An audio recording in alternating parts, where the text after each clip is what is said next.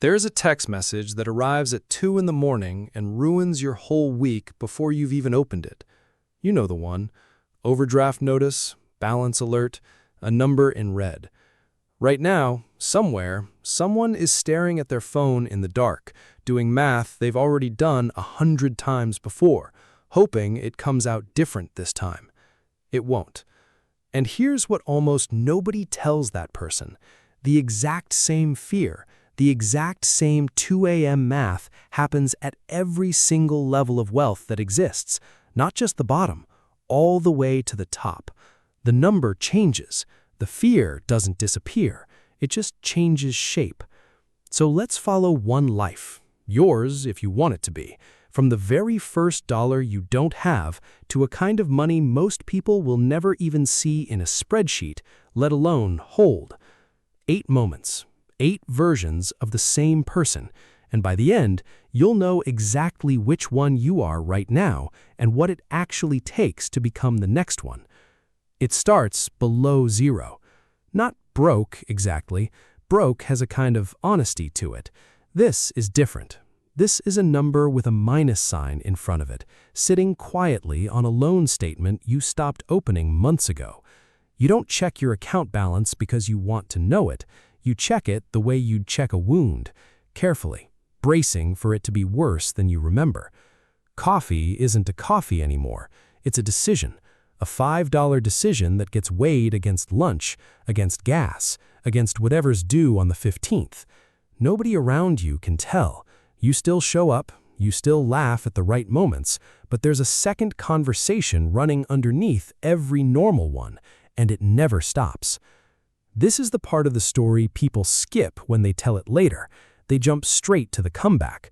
But right now, in this version, there is no comeback yet. There's just a person lying awake doing subtraction. And the strange thing is, almost nobody climbs out of this by doing something dramatic. No lottery ticket, no overnight idea. It's smaller than that and less satisfying to talk about. It's one automatic payment set up and forgotten, chipping away at the number every single month, whether you're paying attention or not. That's it. That's the whole move. Boring, repeated, invisible. Eventually, and it takes longer than anyone wants, the number crosses zero. Welcome to the most crowded room in the entire story. Almost everyone you've ever met has stood here. Some of them are still here 20 years later, and they'd never tell you that. This is the paycheck-to-paycheck level, and it has a strange trick to it. Your income can go up here, a raise, a bonus, a better job, and somehow your bank account never seems to notice.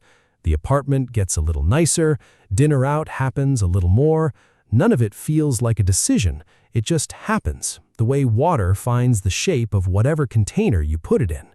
You're not being reckless. That's the part that stings later looking back. You're not buying anything crazy. You're just living exactly at the edge of what you make, no matter what that number is. And at the edge, one bad month, a flat tire, a dentist bill, a slow week at work sends you right back to the version of you doing subtraction at 2 in the morning. The people who leave this level don't usually leave because they start earning more. They leave because they create a gap, a small, uncomfortable, deliberate gap between what comes in and what goes out. It sounds too simple to matter. It's the only thing that ever has. Then something happens that doesn't look like much from the outside, but changes everything on the inside. You build a cushion. 3 months of expenses sitting in an account you've promised yourself you won't touch. It's not exciting money. It doesn't buy anything. It just sits there, doing nothing, on purpose. But the next time the car makes that sound, the expensive sound, something different happens in your chest. Instead of panic, there's just a decision. Pay the bill, move on with the week. No spiral, no 2 a.m. nath.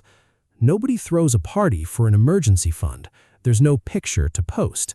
But ask almost anyone who's built real wealth what the first real turning point was. And if they're honest, it's this. Not the big investment, not the business idea, just the boring cushion that meant one bad month couldn't undo a year of good ones. Somewhere past this point, something starts happening that you can't really see, but you can feel it if you pay attention. Money starts making its own money. At first, it's nothing, a few dollars a month in a retirement account you barely think about. You forget it's even growing. And then, one day, you check it, almost by accident, and the number has moved more in a year than you expected, more some months than a full paycheck. This is where things get quietly dangerous, actually, because now you can afford to want more. A nicer car starts to feel reasonable, a bigger place starts to feel earned, and the gap you fought so hard to create starts shrinking again, one reasonable purchase at a time, and you don't even notice it happening because none of it feels like a mistake in the moment. Something else starts happening too. People start asking you for advice. Friends who are still doing 2 a.m. math come to you almost apologetically, asking what you did. And it's a strange feeling, because you don't feel like someone who has it figured out. You just feel like someone who's a few steps further down the road they're on. And then, one day, a number appears that you never really believed would apply to you. $1 million. Not in cash, never in cash. It's spread out. A chunk of a house, a retirement account, some investments you check once a month instead of once a day.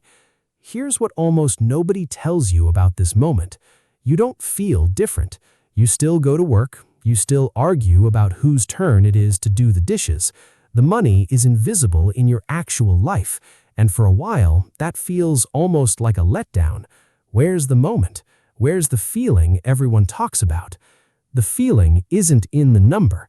It's in what the number lets you do if you ever needed to. You could leave a job that's slowly wearing you down and know you'd survive the gap. You could take a real swing at something, a business, a career change, without risking your family's ability to eat and sleep somewhere warm. The money doesn't get spent. It just sits underneath every hard decision, like a floor you didn't know was there until you needed to stand on it. And it doesn't fix the fear. That's the part that surprises people most. It just changes what the fear is about. It used to be, will I survive this month? Now, it's quieter and somehow harder to explain to anyone who's been there. Am I doing this right? There's a level past this one that looks similar on paper, but feels completely different to live inside. This is the point where the investments alone, without a paycheck, without a job, without anyone's permission, cover everything you actually need to live. Every bill, every grocery run, all of it generated quietly by money that's been growing while you slept. You'd think this feels like freedom, and it does, eventually, but the first few weeks are strange in a way nobody prepares you for. For years, waking up early and going somewhere meant something. It gave the day a shape. Take that away, even willingly, even happily, and the silence that's left behind is louder than people expect. The ones who handle this well don't stop doing things. They stop doing things for money, and that distinction changes everything about how a Tuesday feels. Every project becomes something you chose, not something you needed. Which means, for the first time, you actually have to decide what's worth your time when nothing is forcing your hand. There's a level beyond that where the questions stop being about you entirely. It's no longer, will I be okay? It's, will they be okay? The people who come after you, and whether the money survives good intentions long enough to reach them. This is where the story gets uncomfortable in a way most people don't expect.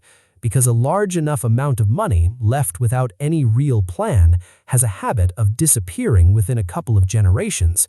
It happens quietly, one generous decision at a time, until one day it's gone and nobody can point to the exact moment it happened. And money starts doing something strange to the people around you here.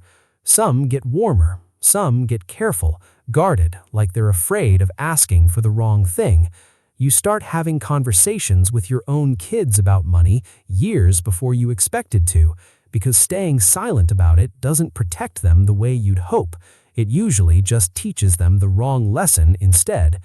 And then there's the very top, the place almost nobody standing at level 1 will ever actually reach, and most people telling this story have only ever read about. Up here, money stops behaving like money. It becomes ownership, not just a stake in a company, but the company itself. A single decision can move markets, change an industry, end or start careers that have nothing to do with you personally. The strange part, the part that comes up again and again when people at this level are asked honestly how it feels, is that the happiness stopped scaling a long time ago. More money past this point doesn't make a Tuesday feel better. What it does is change the size of the problems you're able to touch. A hospital gets built instead of a vacation home.